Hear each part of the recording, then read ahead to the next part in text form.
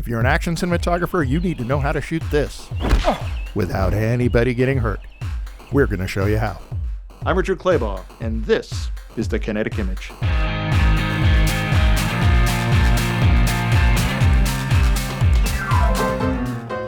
Fights in movies are as old as cinema itself, and doing them safely can be a lot of fun.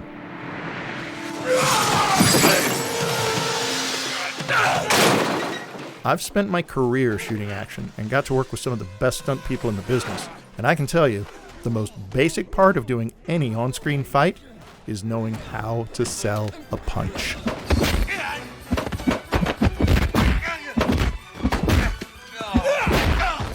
Whether you're an actor, a cinematographer, or a director, if you're gonna do action for camera, there are 3 basic rules you should know to help sell a punch on screen. Normally we try to not actually hit each other. There are some exceptions. Counter with cross to left cheek. Mostly we try not to. But doing a fight for camera is different than doing a fight on stage. This is a stage fight. Did you see that? Aside from the visible gap, the actor also naps the kick. Napping is strictly a stage technique. It's where one of the performers makes a noise to help sell the impact. But there are a lot more differences than that. Dale Gerard is a professional stunt coordinator who I've been fortunate enough to work with on multiple projects. I asked him here today to help me with the process of demonstrating how to sell a movie punch. The basic things for selling a punch on screen are that any object that strikes another object has to cross the plane of the object being struck and the lens of the camera. If we were to draw a thread or string out of the center of the lens and bring it up camera towards the target. So we talked about the lens of the camera and the plane of the object being struck. So poor Nick is going to get punched in the head. So we actually have a string or a line that comes out the lens to the target. So if I'm going to be punching him from this shot, this wouldn't work because it never connects with the string. So if I can throw a hooking punch anywhere over here, none of these are going to land because they don't cross the lens or the plane of the object being struck. So in this case, you are too far to the left of that string. Correct. So I'm too far camera left. For me, it's crossing the plane of the object, but it's not crossing it from the lens of the camera. What I need to do is actually start camera right and end camera left to hit him. If we're throwing an over-the-shoulder shot, I could throw a punch but my body would mask it so it doesn't cross the lens. So what I need to be able to do is extend out so I'm camera right and bring it across the plane of the face. So from here, I can actually step back and even be further away from Nick. And still the same thing. My punch sets up so it's camera right and then comes across. If I throw it here, it doesn't really break the string. But if I throw it out, it's allowed to land. So from the camera's point of view, it hits Nick in the head. So from the camera's point of view, it hits Nick in the head. Matthias, you want to step in and throw a couple of those and we can take a look at them through the lens? Rule number 1, the camera needs to be in the right position to hide the gap. And set.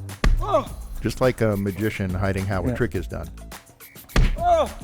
Good, can you go a little higher, Matthias? Cross the bridge of his nose. But it's also important to choose the right lens. There you go. For this demonstration, we moved the camera pretty far back from the action and zoomed in so we could use a long lens. Longer lenses compress space. Excellent. They flatten things and make them look closer together, which is why even the very large gap we used for this demonstration is not so visible on camera. Action. On the other hand, if you don't need to hide a gap, wide lenses used close in are great for selling speed and distance and can give a shot a little bit more power.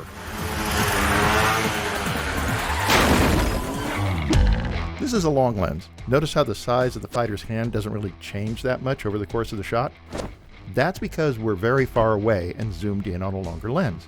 Because the camera is so much further away from the subject, the change of distance relative to the lens is kind of small.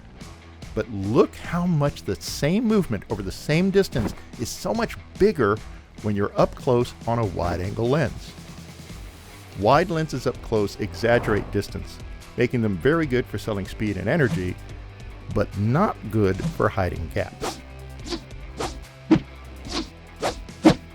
With the long lens compressing things, it doesn't matter how much gap you have per se here. No. As long as your gap in this two-dimensional plane relative to that lens is where it's crossed. Correct. Wide-angle lenses up close are usually not good at hiding the gap, but they can be great for selling speed, height, distance, and energy. Finally, there's one more thing to make sure the punch sells. One that's so obvious, it's sometimes easy to forget just how important it is. Because Nick is not being struck, he has to time the action so that it plays properly to the lens of the camera. How does he know when the moment is? Nick? As soon as I see the fist cross the string, that's when I turn my head and react. So from your point of view, that's not when it looks like you're getting hit to him, right? I mean, that's not the distance here. It's when it's off to the side to you. It's kind of on you to do the selling of it. Oh yeah. I'm an actor. Yeah, it is very much a part of acting. Is as much as Matthias is throwing the punch, the camera is focusing on Nick. And because of that, he has to not only time it mechanically, but as an actor, he needs to sell it and play the reaction so that we believe the impact took place. So to recap, 1, angle. Make sure the camera is in the right place. You need to hide the gap and see the performer properly cross the line between the lens and the target. Usually, there's only one really perfect angle for selling a punch.